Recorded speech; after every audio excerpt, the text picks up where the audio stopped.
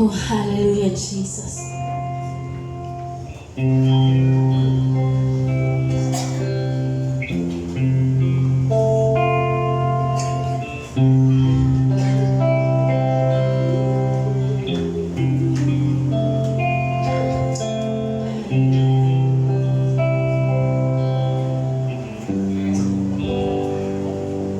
Sa simula pa, yes, Lord, ika'y naging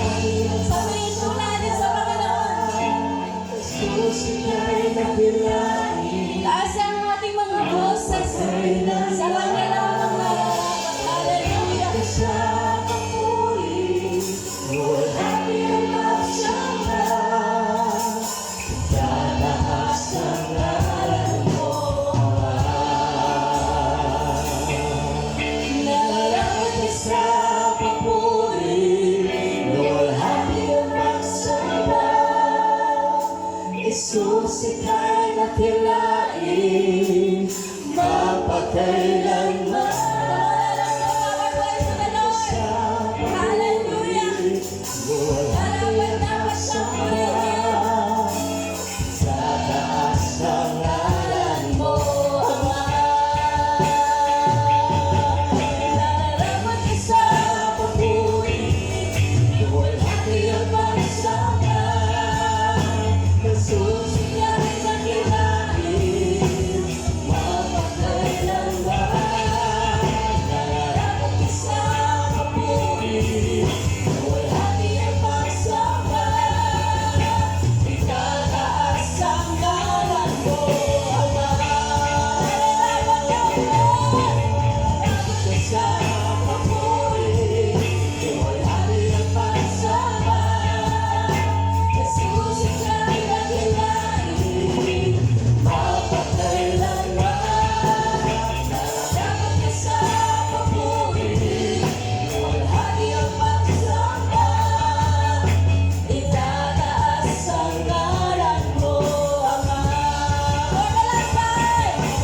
Kami lumikha't lulod sa'yo. Itataas ang ngalan mo.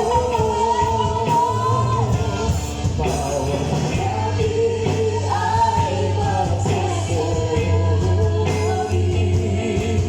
Jesus, dakila ka.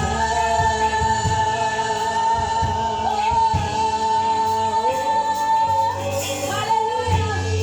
Let the Lamb of the Lord be slain. Labangan muli mo, Diyos. Kailangan dapat ka.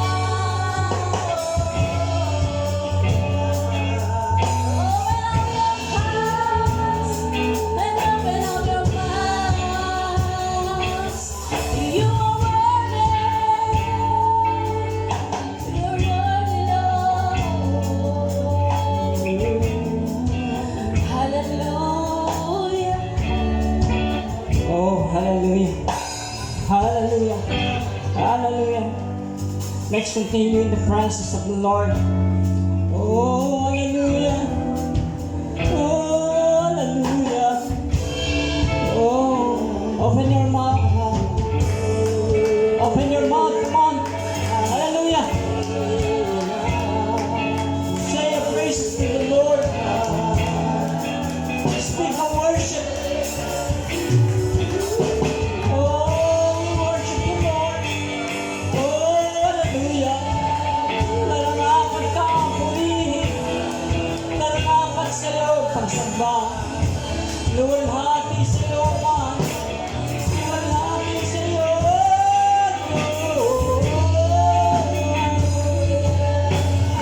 Luwalhati sa iyo.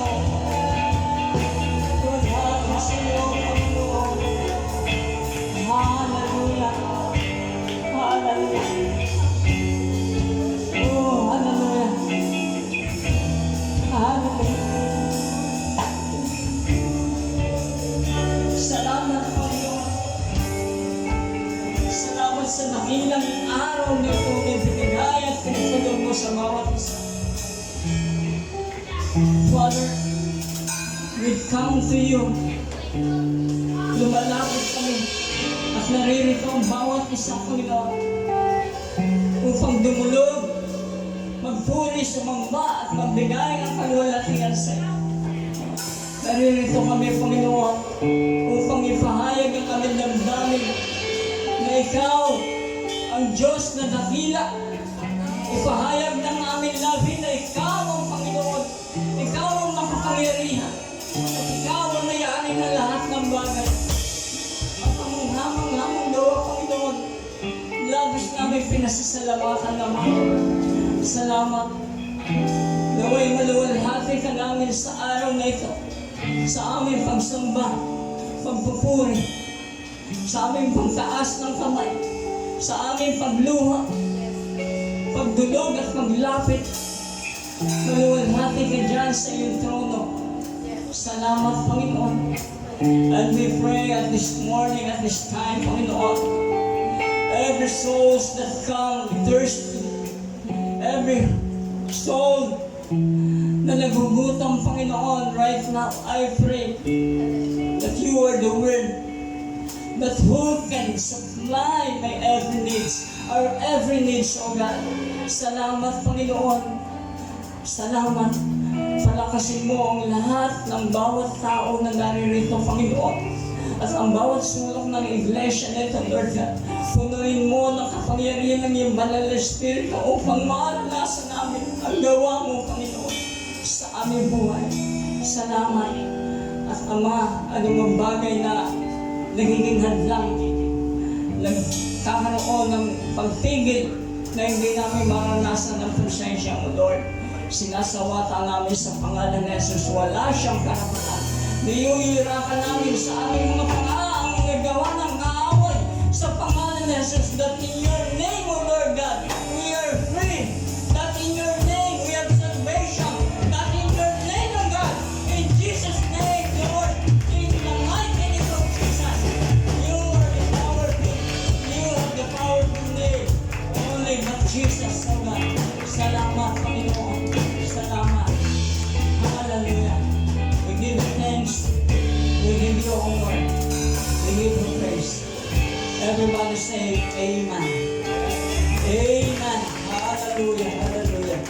Glory.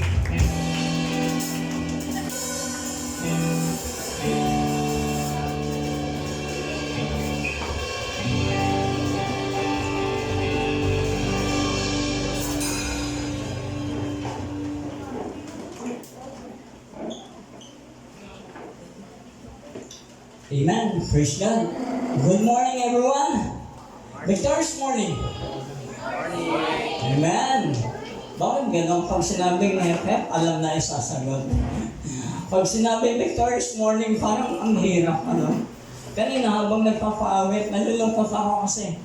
Alam niyo po ba tayo nagpupuri every Sunday? Ba tayo umaawit? Ba tayo kumakanta? Alam niyo po ba ang dahilan? No? Marahil yung iba talagang, Pastor, Sunday is time for, it's a day for the Lord. It's Sunday, you know? Parang ganun ang pananaw. Pagka alam natin, ano? But it's something na kung hindi pa natin alam niyo po ba, na kailangan magpuri ang mga mananampalataya, it's not just because merong only ginawa sa iyo ang Panginoon, no? Hindi lang yung dahilan, dahil kailangan mong magpuri dahil alam natin siya ay Diyos. Hindi lang yun ang mga dahilan. The mere fact that you come to church every Sunday, no? Ay ang dahilan lamang po ay talagang purihin mo ang Panginoon for all the things that happened in the whole week, in the whole month, at sa mga previous time na lagdaan sa buhay mo, kailangan purihin natin ang Panginoon. Because salvation is, natanggap na natin. Kaya alam niyo po sa Old Testament, nung makita nila ang kapangyarihan ng Panginoon ang pagliligtas, they come together in the place na kung saan sila nagpupurit sumasamba sa Panginoon. At hindi biro ang pagsamba lagi sa Panginoon. The fact na ikaw ay pumunta rito, yung motive mo, yung intention mo is to give honor and praise and to bring back the glory to the Lord. Yun lang ang dahilan. Amen. Kaya ini-encourage po kayo lagi ng mga pastor, ng mga kapatiran natin for every churches, sa lahat ng mga mananampalataya na lagi tayo mag-attend. Because the Lord is thirst. Ano po, sabi ng Panginoon, nauuhaw ako. Nauuhaw siya sa mga pagsamba at papuri natin. Amen? Dahil kung walang sasamba sa Kanya, sino magpupuri? Yung mga bato ba? Yung mga halaman? Hindi po. Tayong may mga kaluluwa. Tayong may mga kaluluwa na nananalig at nanampalataya at tumatanggap at kumikilala sa Kanya ang dapat magpuri sa Panginoon. Amen?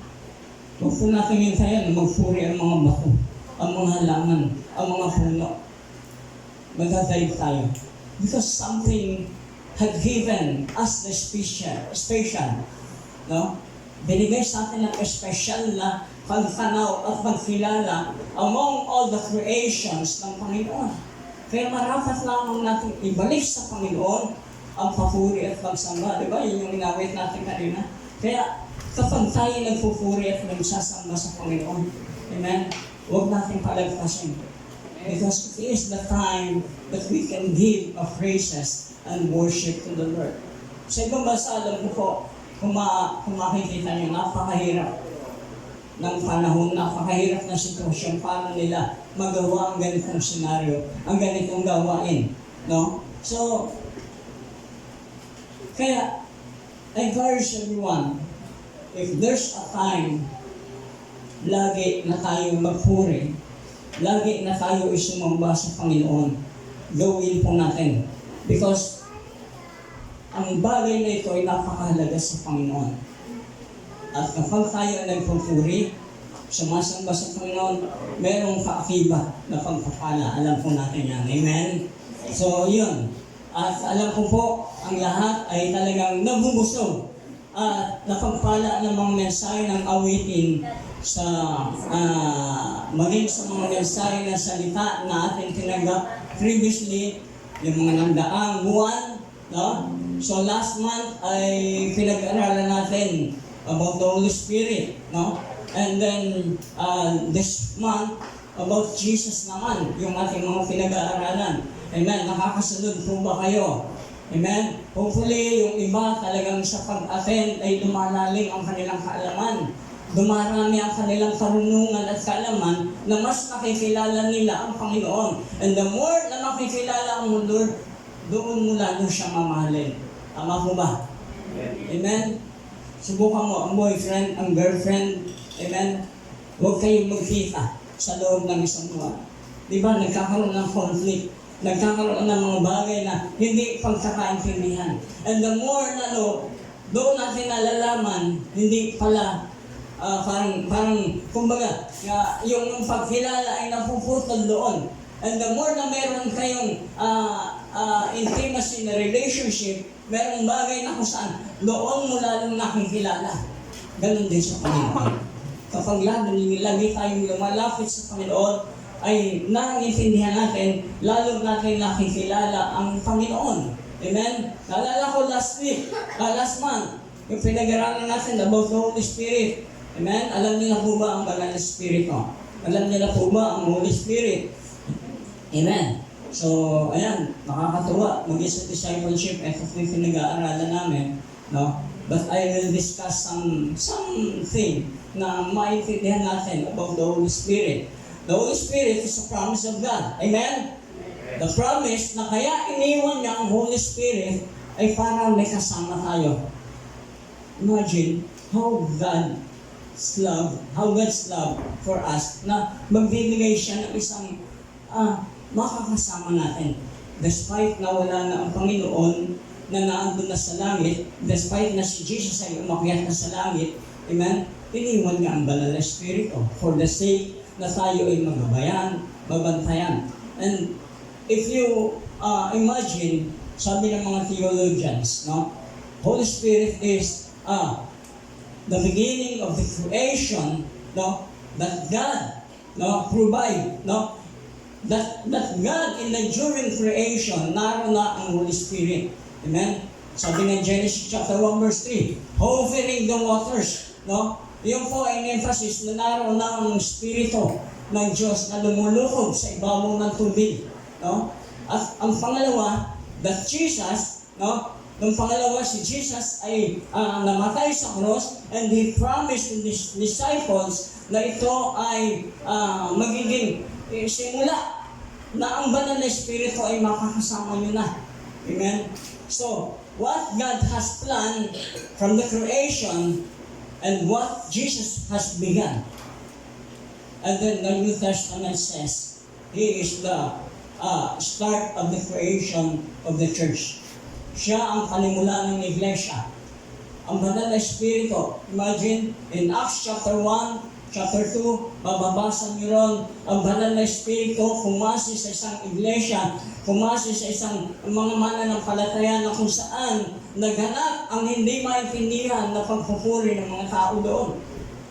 Doon nag-umpisa ang pagpupulong, doon nag-umpisa ang pagtitipon na kung saan ang banal na Espiritu ay nag-exist at iniwan at talagang ganap na pinangako ng Panginoon sa atin. Amen? Kaya yung lahat sa atin, no? Ito ang pangako ng Panginoon. That how we can live victoriously because of the Holy Spirit.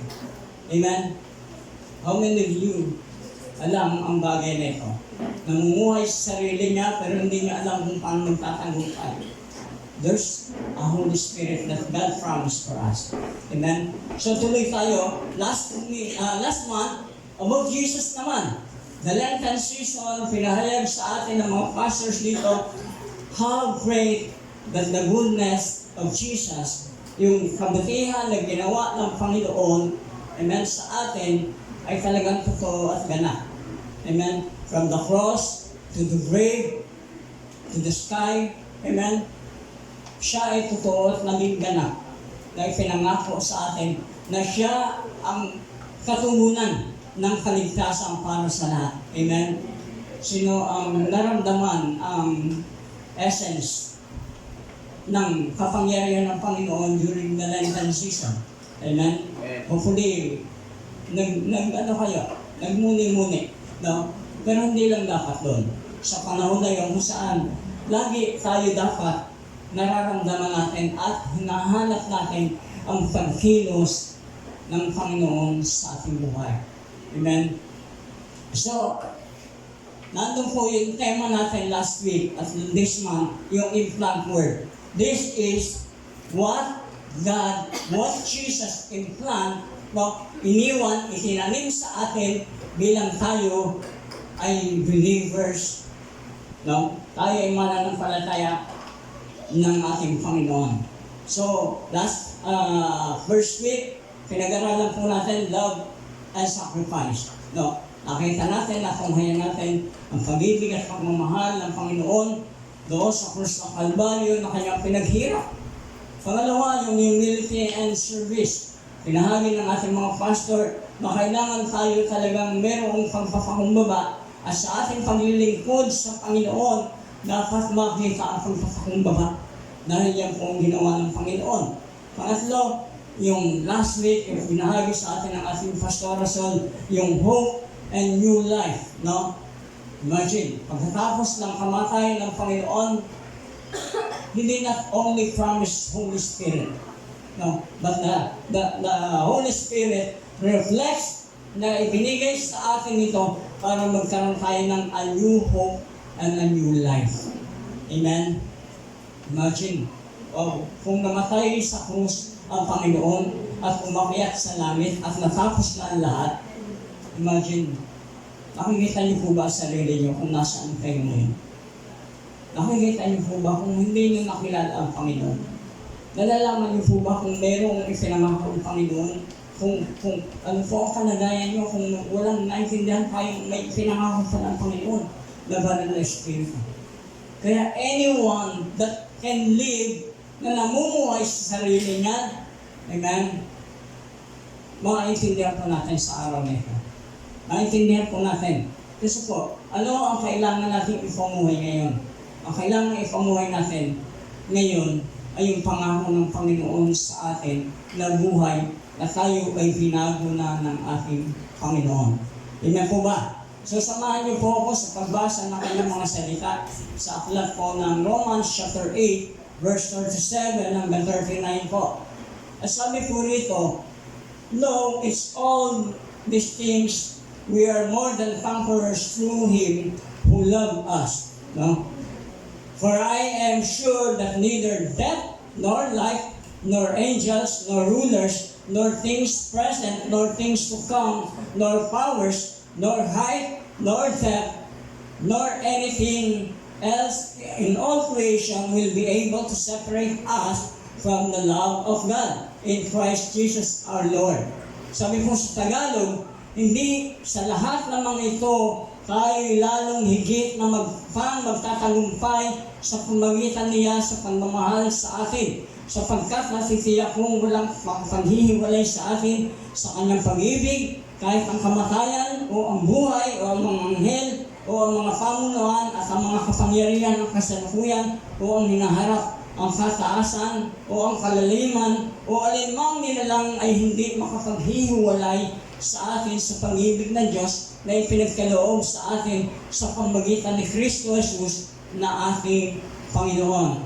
Amen? So napakaganda po ng mensahe ng salita ng Panginoon dito na pinahagi sa atin. Ito pong aklat ng Roma ay sinulat po ni Apostle Paul at dito po sa bahagi ng kung saan ang background po nito ay itong mga Roma ay talagang alam niyo po ba na sila ay naninindigan na kung ano ang kanilang paniniwala even before na ang aklat ng kautusan, yung Book of Law, yung Pentateuch, na kung saan ito ang matibay nilang sandigan.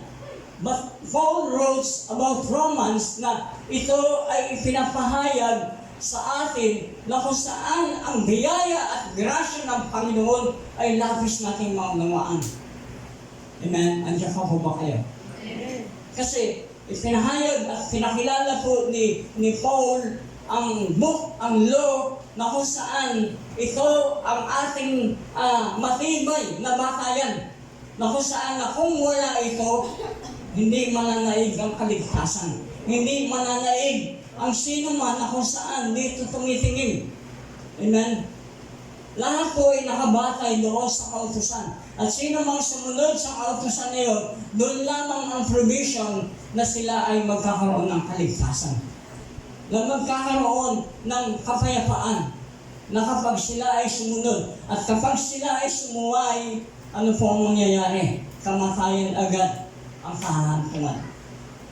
Pero ang dakilang biyaya ng Panginoon, nilathala at pinahayag po sa Book of Romans na kung saan napakayaman ng habag at biyaya ng Panginoon sa atin. Amen? So, basahin ko po dito sa Lamentation chapter 3 verse 22. Ang sabi po dyan ay, the steadfast love of the Lord never ceases. His mercies never come to an end. They are new every morning. Great is your faithfulness. No? Napakaganda at napakadakila ng ginawa ng Panginoon sa buhay natin. Diba? Alam niyo po yung awit na yan. The steadfast love of the Lord never ceases. Amen? Yan po yung napakagandang awitin.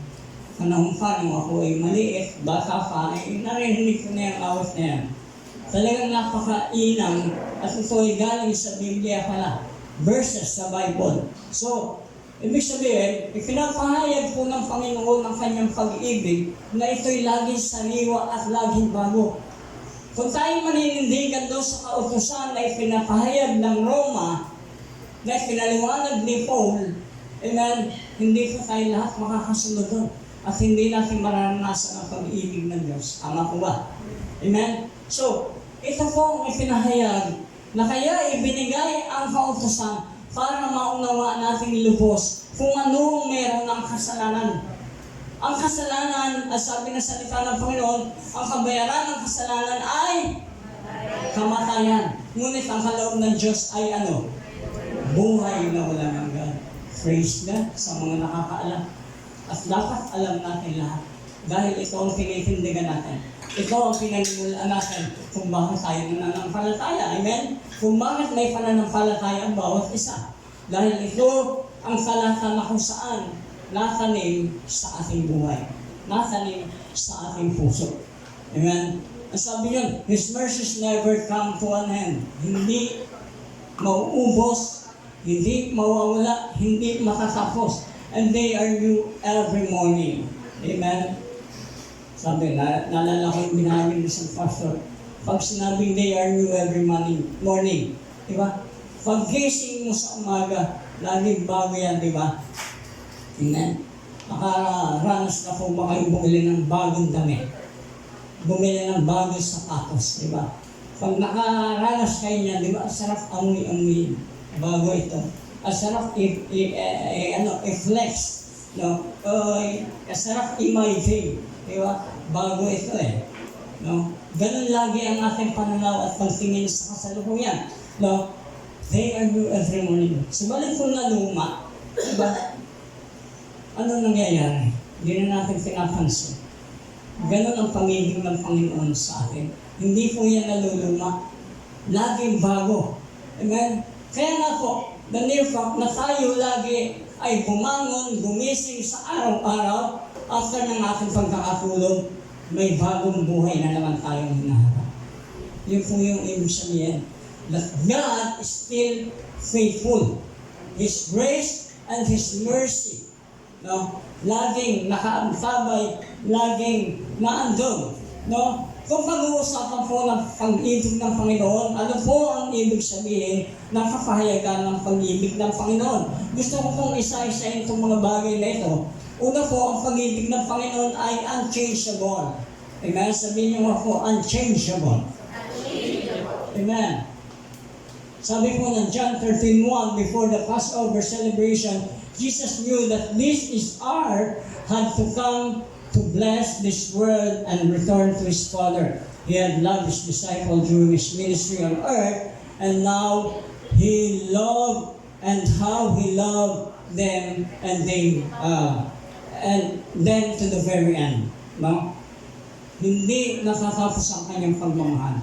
Mahal niya ang kanyang mga disipulo, even sa mga tao na sumusunod sa kanya. No? Pangalawa, divine. No? John 15:9, I have loved you, so even the Father has loved me, remain in my love. No? Manatili kayo sa aking pag-ibig. So, yun po, merong divine na inihahatid ang kanyang pag-ibig. Gusto ko lang pong emphasis, ang pag-ibig na ginawa sa atin ng Panginoon. Ano? Baka akala natin, ang pag-ibig ng Panginoon ay ganun lang. No? Mahal tayo ng Panginoon. No? Alam ko yan, John 3:16 yan eh. For God so loved the world. Ano po ang sunod? No? Ang sabi na, self-sacrificing. There is no greater love than this, that a man lay down his life for his, saan? Kaibigan. Itinuring po tayong kaibigan ng ating Panginoon. That time. Kasi po, ang kaibigan na kung saan hindi tayo iiwan. A friend who loves at all times. Sabi ng Proverbs. Diba? A friend na kayang magsakripisyo, na kayang magbahagi ng kanyang anumang meron, na kayang ibigay anumang espesyal na para sa kanya, ibibigay na lang niya. Ibibigay na niya. Ganun po ang self-sacrificing. No? Inihahatid po sa atin ng Panginoon ang ganung bagay. No? Ano po ang sunod? Okay?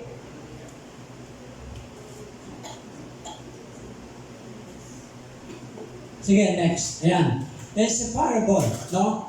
Sabi po ng Romans 8:35, can anything ever separate us from the love of Christ? Ito po yung binabasa natin doon sa bungad ng ating teksto, ng ating mensahe na pinag-aaralan. No? Does it mean He no longer loves us if we have trouble or calamity or persecuted or hungry or destitute or in danger or threatened with death? No? Sabi po dyan, meron mo bang makipaghihiwalay sa atin sa pagmamahal ni Kristo? At panglima po, compelling, urges us. Ito po yung nagmamotivate sa atin, nag-urge sa atin. Either way, Christ's love controls us since we believe that Christ died for all. Kung naintindihan natin na si Kristo ay namatay para sa lahat, so we believe that we have all died saan? Doon sa ating buhay na dati. No? Yan po yun. Yan yung nagpo-compelling sa atin, nag-urge sa atin, bakit tayo makapananatili na may isaayos ang buhay natin. No? Nakakalungkot sa iba. Inaayos mo na ang buhay. Nakakalungkot sa iba mga nagpalataya. Tinutulungan mo. No? Minsan sila pa yung wala kayong karapatan. No? Brothers and sisters, if you have a mind of Christ, since we believe that Christ died for all, now, the church, the pastors, the leaders, able to help. Lahat po tayo. At tinutulungan tayo ng Banal na Espiritu na sa pamamagitan ng mga salita na nagmumula sa ating Panginoon, amen, doon po may sasaayos sa buhay natin. Dahil hindi po natin kaya mag-isa eh. Tama? Amen? Therefore, kaya walang saysay ang isang tao na maging mabuti ka lang, mabait lang na tao, maliligtas ka na. Hindi po yun. Ano po ang tunay na kahulugan ng kaligtasan?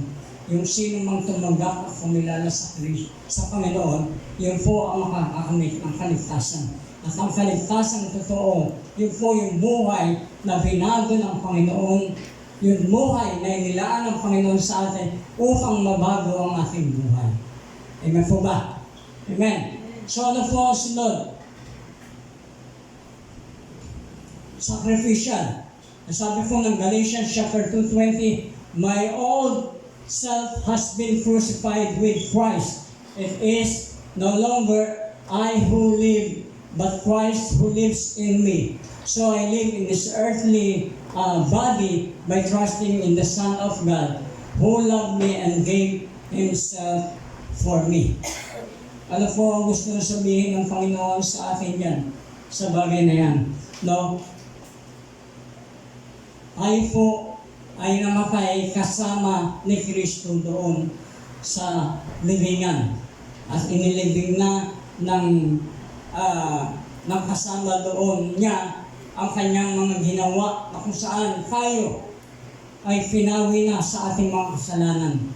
At nung siya'y muling mabuhay, yun po ang dahilan na tayo ay kailangang mamatay doon sa uri na kung saan dati natin buhay. At ang pang-pito po, manifested by His death. In 1 John chapter 3 verse 16, we know that what real love is because Jesus gave up His life for us, so we also ought to give up our lives for our brothers and sisters. No? Manifested. Ibig sabihin, nagre-reflect sa buhay, nagmamanifest sa iyo kung anong ginawa ng Panginoon. So, ang good thing, ang good works, ang mga good, para ma-fleece tayo ng ibang tao, ma-fleece natin sila, no? Hindi po yun ang kailangan. Anong kailangan? Yung tinanggap natin ng Panginoong Yesus, at siya ay nabuhay sa atin, at siya ay namatay at muling nabuhay para sa atin. Amen? So, therefore, ang sabi doon, we also give oath to give up our lives to our brothers and sisters. Now, ipinapahayag po sa atin na lagi tayong mag-dwell sa kung anong pag-ibig meron ng Panginoon upang may pahayag natin sa mga kapwa nating mananampalataya ang pag-ibig ng ating Panginoon. Amen po ba? Amen. So, what I'm saying, ito po yung sinasabi ng Romans chapter 3, chapter 8, verse 37. Yung we are more than conquerors. Amen. Kaya po tayo kailangan, na-expect ng Panginoon that we need or we have to live victoriously. Amen. Pag sinabi kong tayo ay mamuhay na may katagumpayan, we are more than conquerors. Amen. Because Jesus did. Imagine, yung mga pinagdaanan po ng ating Panginoong Yesus. Amen. Sige bro, next slide. Sabi po ng Panginoong Yesus, amen, ito po ang mga pinagdaanan, paano niya ibinigay yung pag-ibig niya. Ano sabi po? Against the world. The world's influence and values can tempt believers away from God. No? Yan po yung mga pinagdaanan ng Panginoon. Ano po ang sinabi ng Panginoon? Na pagtagumpayan ko na ang daigdig. Diba? Bago siya umakyat sa langit, sinabi niya sa kanyang mga disipulo na pagtagumpayan ko na ang daigdig, ang mundo. Against the flesh, this refers to our sinful nature which desires things contrary to the Spirit. Ito po yung Matthew chapter 4. Tinag ang Panginoong Yesus during the time na siya ay tao. Ano sabi ng Panginoon? Ano sabi ng Diablo? Ibibigay ko sa iyo ang mga nakikita mong kayamanan. Magiging iyan. Sambahin mo lang ako. Magpatinulog ka. No? Iingatan ka naman ng Diyos na iyong Ama. Gawin mong tinapay ang batong ito. Anong sabi? Hindi na naindigan ang laman na kung saan kaya niyang gawin, pero hindi niya ginawa. Against the flesh. And then, pangatlo, against Satan. Satan actively seeks to hinder believers' spiritual growth and draw them away from God. Yan po ang nagiging hadlang sa buhay mananampalataya. No?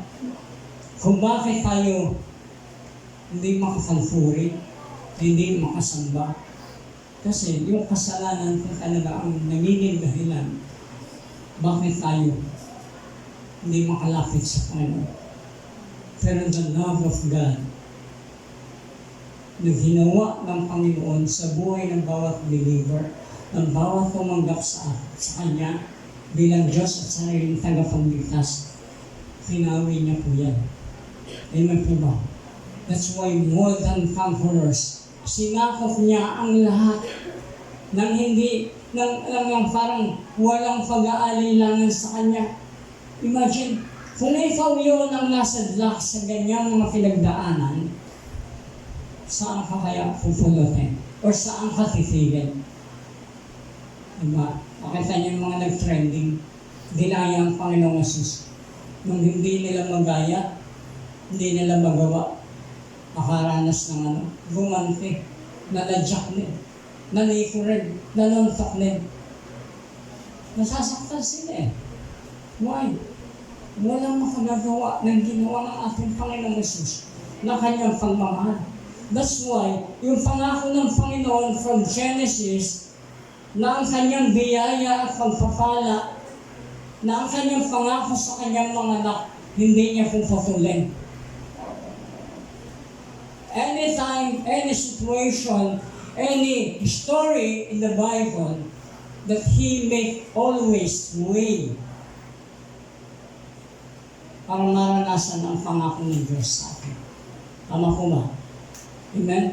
Kung ulit-ulitin nyo sa Genesis, di ba, maraming paraan na kung saan hindi ma-execute ano ang pangako ng Panginoon na ang Messiah ay darating. Hinahandlangan. Pinuputol. Pero hindi eh. Mga pinagdaanan ng Panginoong Jesus yan. At kailangan ma-execute.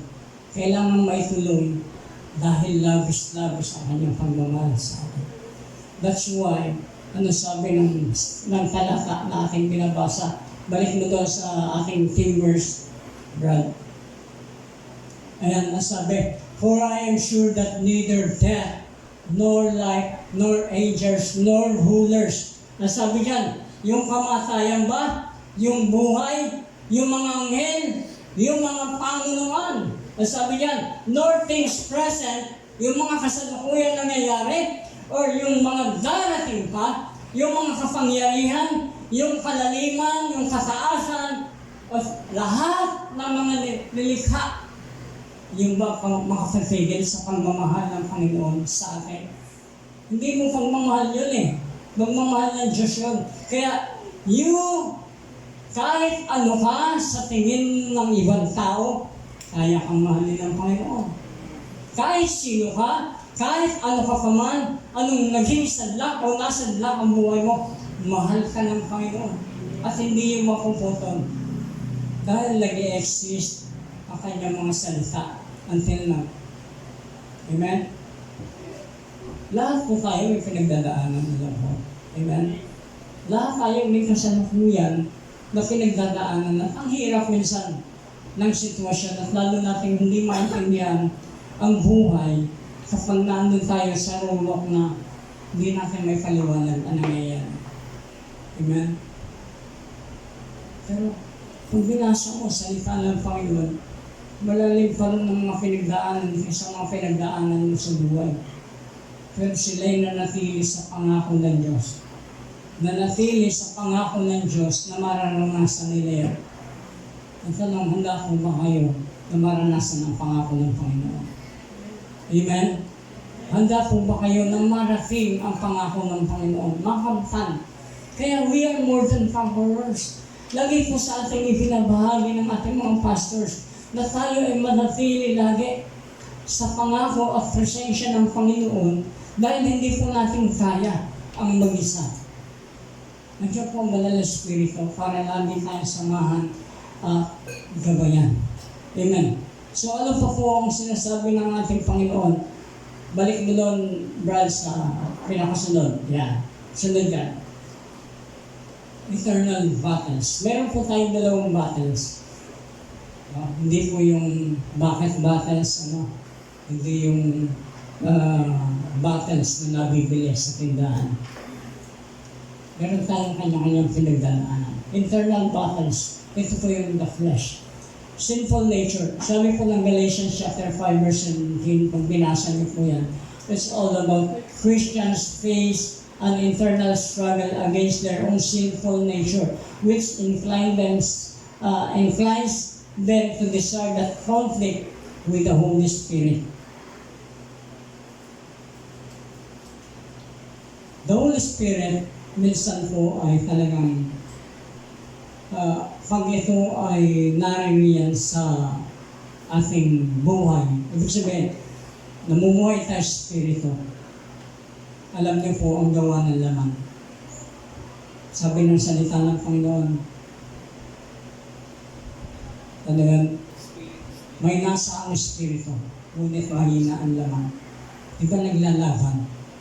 Minsan yung mga gawa na alam natin hindi kalooban ng Panginoon, gagawin ko ba ito, hindi ko ito gagawin. Di ba lagi pong nag-uusig ang Banal na Espiritu sa atin? Amen po ba? Mag-amen ang nakararanas. Pag hindi po kayo nakakaranas ng ganyan, hindi nyo naiintindihan ang kasalanan. Amen?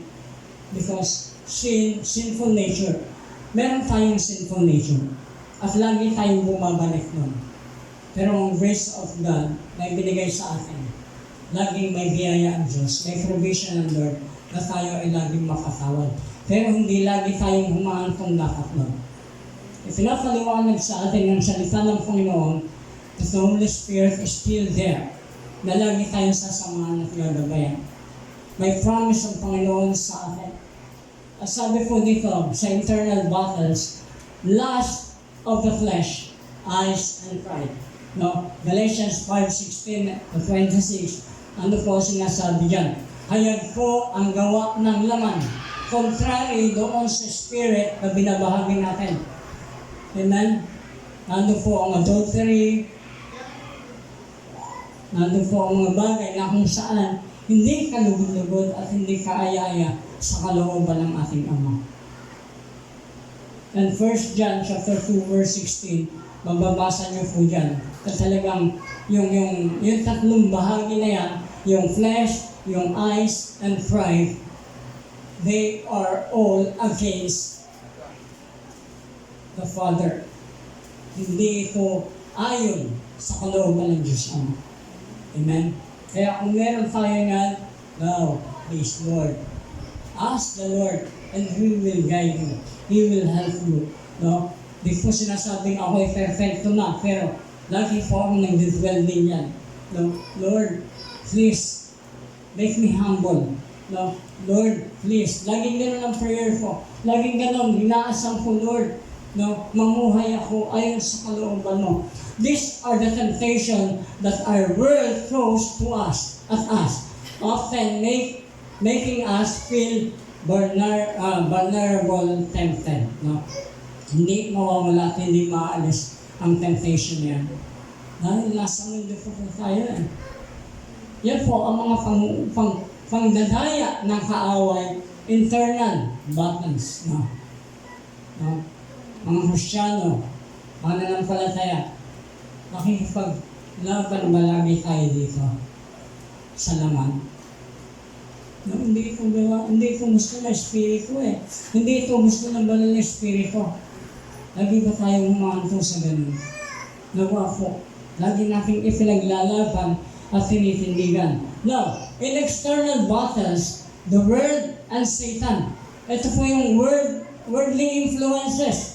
In Romans 12, verse 1 and 2, ano po sabi dyan? Therefore, brothers and sisters, I urge you, by the mercies of God, offer your bodies as a living sacrifice, holy, acceptable, no? This is your reasonable service. Ano sabi po ng verse 2? Na, ano po? Yung pag-iisip natin, amen? Baguhin natin. Worldly influence. Marami na pong ngayon ang pandaraya ng diablo sa pamagitan ng social media. Ng mundo na kung saan tayo dinadaya. External battles. And then, Satan opposition. Satan actively seeks to deceive, attend, and hinder believers' spiritual growth. No? Ito po ang kalagayan ng mga mananampalataya. Kapag hindi ka nagtutuloy sa pananampalataya, dalawang bagay yun eh. Mas pinipili mo kung ikaw ay mahulog sa kaaway. Because we are in danger. Lagi po, alam po ba natin yun? Mga mananampalataya. We are always in danger. Hindi ikaw mo sinabi ng Panginoon, you are secure, you are always in me. No? Ang kaaway po, pwede po tayong madaya. Amen? Madaya sa paraan, nakala natin sa Panginoon pa tayo naglilingkod, yung pala, sa diablo na, sa kaaway na. Nakala natin, sa Panginoon pa natin ibibigay, yung pala, sa kaaway na. Sa opposition na. Si Satan na ang ating pinupuri. Si Satan na ang ating binibigyan ng kaluluwa. Kaya, be vigilant sa bagay na ito. John 10:10, ano sabi diyan? The thief comes, nakarito magnanakaw upang sumira, pumatay, at bumasak. Amen? Kaya mag-ingat pa tayo. Be vigilant in Christian living. No?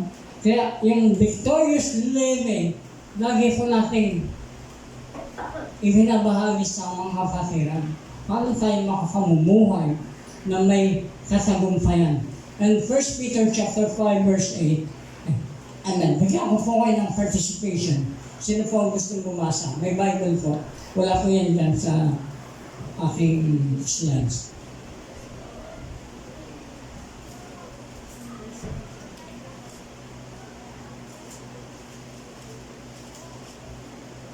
Amen. Meron na po nakakita. 1 Peter chapter 5 verse 8.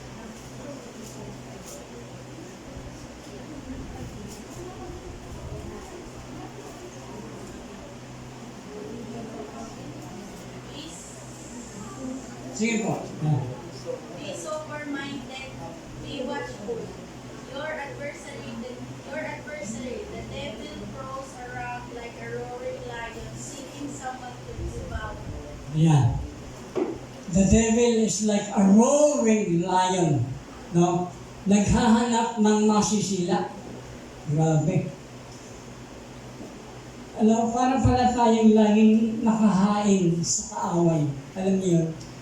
Pero, kung titingnan mo, dahil kasama natin ang Diyos, kasama natin ang Banal Espiritu, kasama natin ang Panginoon, kung titingnan mo, hindi tayo maaano ng kaaway nito. Pero, sa sandaling iniwan mo ang Panginoon, humiwalay ka sa Panginoon, dalawang bagay na naman kung lagi yun eh. No? Tayo, dapat laging nando sa presensya ng Panginoon at hinahanap natin lagi ang presensya ng Panginoon upang hindi tayo mawalay sa pangako ng Panginoon. At yun, naghahanap lagi siya ng masisila ng mga bagay na kung saan ay tayo ay gustong agawin, akitin ng kaaway. We are more than conquerors, mga kapatid. Tayo ay higit na pinagtagumpayan ng Panginoon doon sa krus ng Kalbaryo. Anumang battle na meron tayo, hindi ko natin laging i-compromise ang buhay pananampalataya natin. Amen po ba? We are not on the settings na laging may compromise. I-compromise natin. Okay, spiritual to eh. A-attend ako, pastor. Ay, parang masarap sumama doon. Uunahin ko yun. Masaya doon. Sa kanya yan, every Sunday naman. Every Sunday naman nakakapag-attend ako. Next Sunday ka naman. No? Minsan po, ito yung nagiging daan sa buhay mananampalataya. Bakit lalong lumalayo? Bakit lalo tayong nakakahiwalay sa Diyos? Minsan, ini-enjoy na natin ang buhay na kung saan yung sinful nature. Hindi ka gumagawa ng mga paglalasing, pag-iinom, hindi ka gumagawa ng mga bagay na makamundo. Pero yung self-initiative mo sa sarili mo, mas gusto mo yung mga bagay na gusto mo para sa sarili mo, hindi mo tinatandihan. At ang kalooban ng Panginoon ay mas inuuna mo, o hindi mo inuuna. Doon po tayo nagkakamali. Doon po tayo nakakahiwalay sa Panginoon. Akala natin malapit pa tayo sa Panginoon, doon pala nakakalayo na tayong unti-unti. Mga kapatid, ano pa po ang gusto kong ipahayag sa atin? Amen. So, may dalawang bagay po akong gustong ibahagi sa atin. Una po, para tayo ay tapos sa ganitong senaryo, may kailangan gawin tayo. Una po, submit or ano natin sa Panginoon ang ating sarili.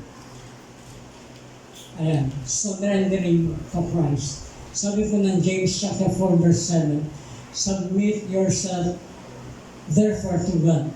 Resist the devil and he will flee from you. Pag binasa niyo po ang James chapter 4, matindi po ang ipinahayag ang sumulat ng author ng Book of James. Napaka-direct to the point na kanya sinasabi. So, surrendering to Christ. Kapag hindi pa po tayo nag-surrender kay Christ, meaning, sa iba tayo nag-surrender. Kailan lang din po yun eh. Dalawa lang din. Lagi ko pong ibinabahagi sa atin to. No? Submit yourselves therefore to God. Ang pagsasubmit po ng ating sarili. Ano po yun? Ibig sabihin, lahat ng meron ka sa sarili mo, iiwanan mo yun. Sasubmit mo kay Lord. Yun po ang submission. Lord, kakain ba ako? Kakain. Tatanong mo pa sa Lord. Natural, kumain ka. Lord, magtatrabaho po ba ako? Lord, ano ba ang trabahong ibibigay mo sa akin? O yung iba, ura-urada na, Lord, parang hindi na alam kung saan, bahala na kung saan ako magtrabaho. Kahit anong trabaho meron, pwede na yan. Are you asking the Lord sa mga bagay na ano pa man meron kayo sa buhay? Pinag-pray niyo ba? Diba? Yung magkabahay, magkaroon ng pamilya, magkaroon ng trabaho, pinag-pray niyo ba sa Lord yun? Yung po ang ibig sabihin ng submit yourselves, therefore to God. Kapag ito po ay ginawa natin, naasahan po natin.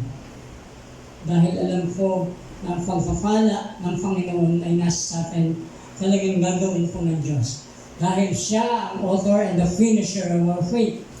Siya po ang buhay natin na kung saan tinatanaw natin anumang bagay na meron tayo, ibinabalik natin sa Panginoon. Doon po yung meaning ng pagsasubmit natin sa Panginoon. No? Lagi tayong nagdoon. Ang sabi lang, resist the devil and he will flee from you. Hindi po makagagawa ang kaawan. Ali-aligid man yan, pupunta-puntahan kami niya sa bahay, anumang bagay na kanya sinasadya para ikaw ay humiwalay sa kaawa, sa Panginoon. Amen. Kapag nagsubmit ka sa Panginoon, hindi po mananatilit, hindi makapananagumpay ang gawa ng kaawa. Surrendering to Christ. Diba? Alam niyo po ba yung mga pulis, yan, si Brother Jonathan, diba? Pag nagpasuko sila ng tao, taas ang kamay, diba? taas talaga ang kamay. Yung tipong hindi sila makagagalaw. Or huwag kayong kikilos ng masama. Diba? Parang gano'n. Parang hindi sila makagalaw ng masama against doon sa kanilang mga ginagawa. Hawak nila yung sitwasyon, hawak nila yung senaryo, nasa kanilang autoridad, ang kapamalaan ng lahat ng bagay. Yung po ang sinasabi na surrendering to Christ. Amen? As sandaling nanlaban ka, may kaan ka man. Tama, Brother Jonathan? Diba? Ganun ang mga nagpalataya. How deep, gaano kalalim ang pag-surrender mo sa Panginoon? Sabi ni Pastor Fer, partial obedience is disobedience. Partial worship, partial service, lahat ng partial. Lord, tama na muna ko. Lord, okay na sa'yo ko. Lord, tira-tirahan ko lang kung time. Baka may portion pa ako na pwede ka, Lord. Okay na ito. Now, ang tanong, priority mo ba sa Lord?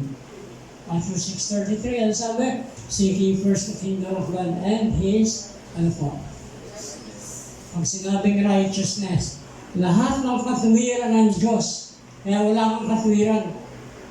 Ano ang katuwiran ng Diyos? Minahal ka, inibig ka ng Panginoon, naglaan siya ng buhay para sa iyo, namatay siya sa krus ng Kalbaryo. Yun po ang righteousness ng Lord. Ginawa na sa akin. For the sake na ikaw ay muling mabuhay at magkaroon ng buhay na walang hanggan. Now, yung surrendered lives na meron ka ba sa Panginoon? Lord, teka lang, Sunday ngayon, surrender mo na ako. Maybe the next week. Or gaano katagal yung pag-surrender natin sa Panginoon?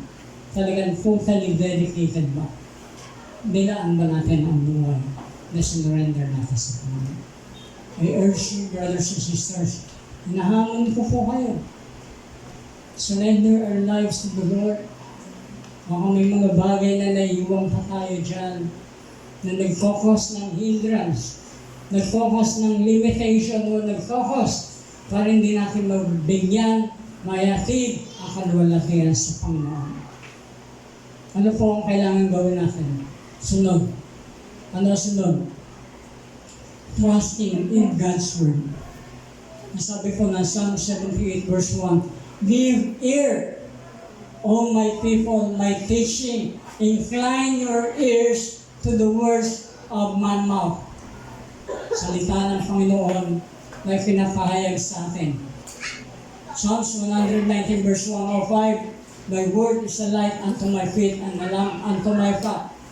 Therefore, kapag lumalakad tayo sa kadiliman, siya ang ilaw at liwanag ng ating daan. Amen po ba? Siya ang nagbibigay ng liwanag sa landas na ating dinaraanan. At ano po yun? Ang salita ng Panginoon. Amen? Ano po ang salmi ng Psalms chapter 1 verse 3? Amen?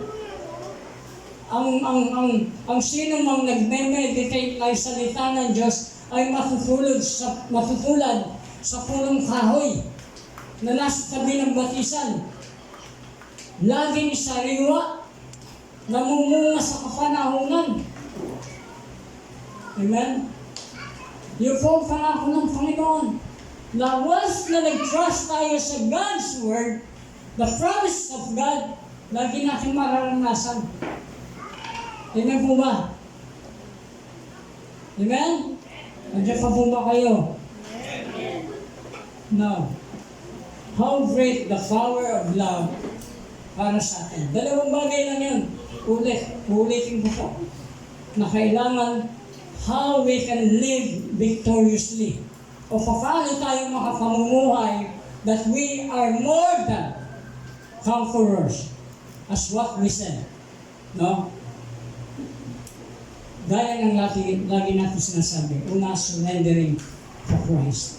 Pangalawa, trusting God's Word. Yun po. Napaka-basic lang nito. Pero minsan,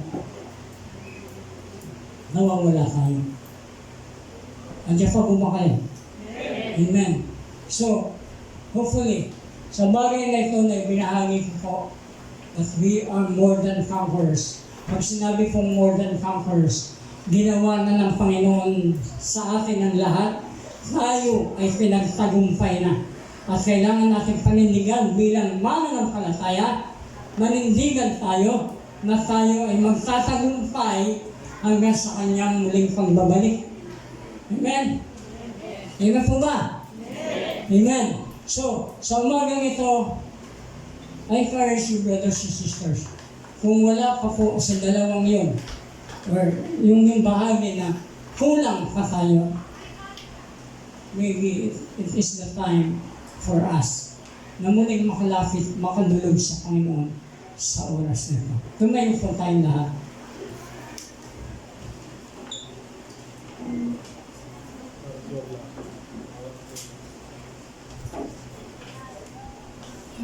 Ang kamatayan ng Panginoon sa krus ng Kalbaryo ay talagang hindi po biro. That's why I encourage everyone na lagi po tayo na manatili doon sa kapangyarihan ng pag-ibig ng Panginoon. Dahil ang kapangyarihan ng pag-ibig ng Panginoon, yun po yung lagi dapat nating naiisip at naitatanim sa ating puso upang tayo magkaroon ng pananagumpay sa buhay nito. At pinagdadaanan ka, parang gusto mo na sumuko, gusto mo na mag-stop, ayaw mo na sa bahagi na kung saan paulit-ulit na lang. Why don't you surrender your life to Christ? Why don't you come? Lumapit ka sa Panginoon. Hallelujah. Let my heart beat shaken. Awitin natin sa Panginoon. So, bigyan natin ang pangyarihan. Pag-ibig ng Panginoon. Hallelujah. Glory. Hallelujah.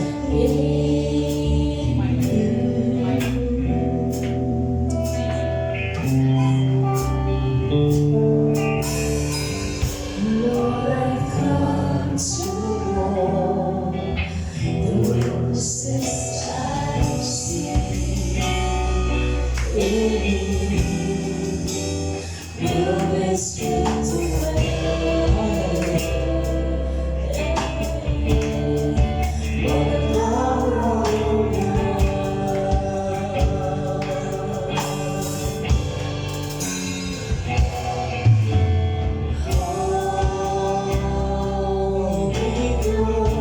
Ghost, let your love surround me.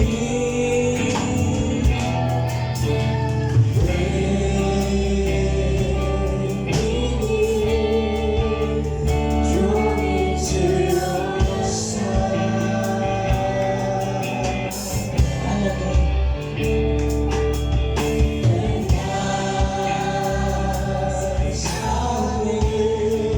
And I'll write somebody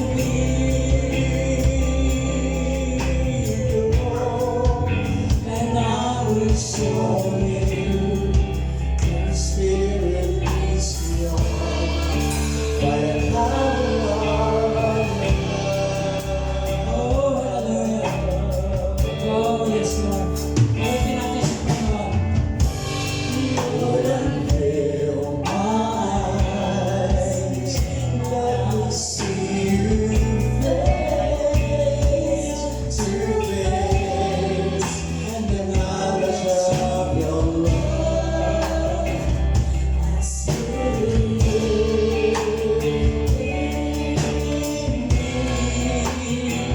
Oh, yes, Lord.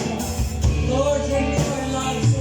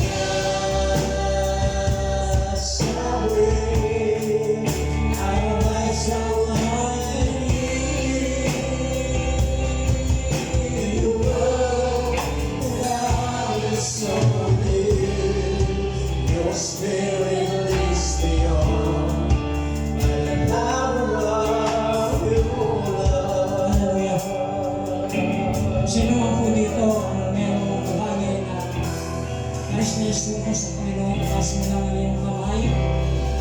Surrender it to the Lord. May mga bagay na pinagdadaanan that you cannot speak anymore. Alam mo, wala nang pag-asa. Sabi mo sa sarili mo, wala nang pag-asa. Suko ka na, ayaw mo na. Taas mo ang iyong kamay. Surrender mo sa Lord.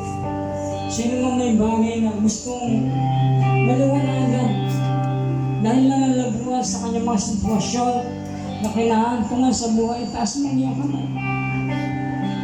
Sino mo may bagay na gustong makamtan sa kanyang panalangin, sa kanyang inaasam sa buhay, ngunit hindi makapanaguli ang pananagumpay, taas mo ang iyong kamay.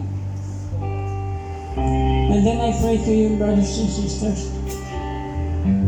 Oh, hallelujah. Oh, hallelujah. Oh, the power of your love, oh God. Thank you for the power of your love. Oh, hallelujah. Hallelujah. Hallelujah. Oh, hallelujah. Hallelujah. Come on, open your mouth. Open your mouth.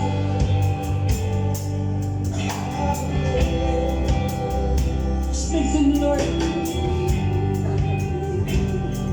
Nangungusap ang Diyos ngayon sa iyong buhay.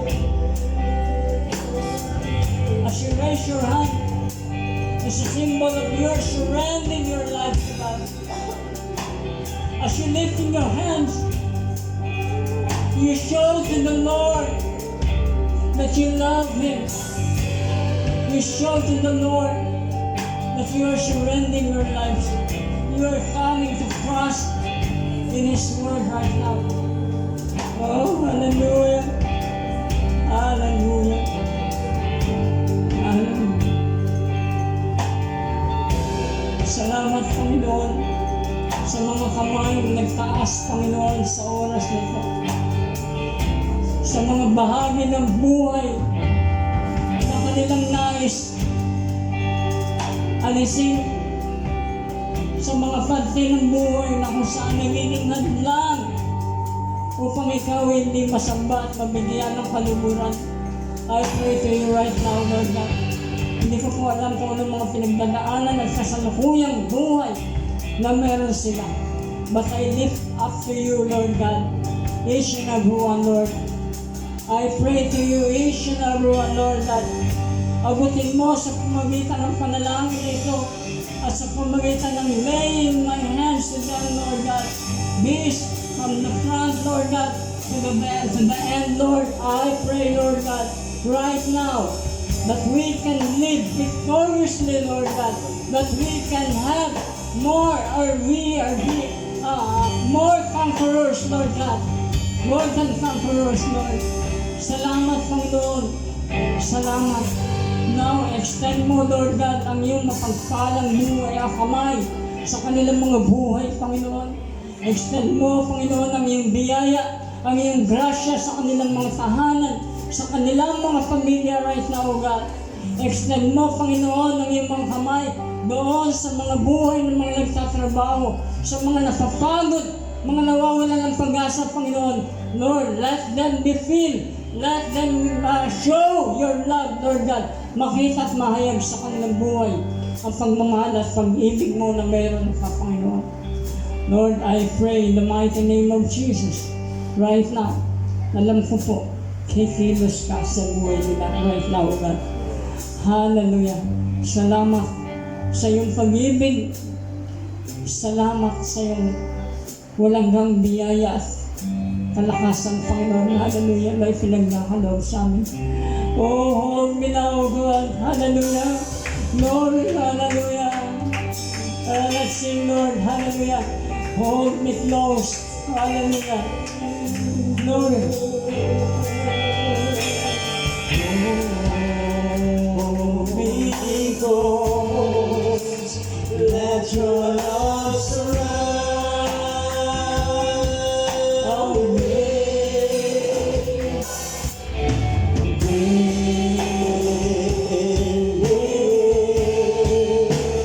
Draw me to your